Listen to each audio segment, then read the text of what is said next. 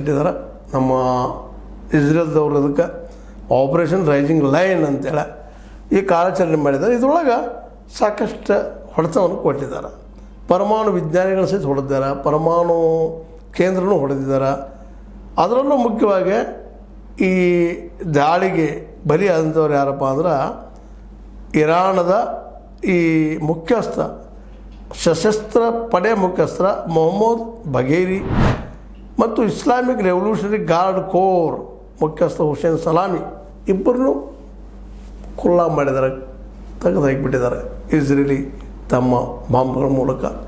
ಅಂದ್ರೆ ಪರಮಾಣು ಜ್ಞಾನವನ್ನು ಬೆಳೆಸ್ಕೊಳ್ಕೊಡೋದು, ಪರಮಾಣು ಬಾಂಬನ್ನು ತಯಾರು ಮಾಡಿಕೊಡೋದು, ಅದೇನೋ ಇದ್ದರೂ ಕಂಟ್ರೋಲ್ದಲ್ಲಿರಬೇಕು, ಅಮೇರಿಕೆ ಕಂಟ್ರೋಲ್ದಲ್ಲಿರುವಂಥ ಕಾರಣಕ್ಕಾಗಿ ಇರಾನ್ ಮೇಲೆ ದಾಳಿ ಮಾಡಿದ್ದಾರೆ.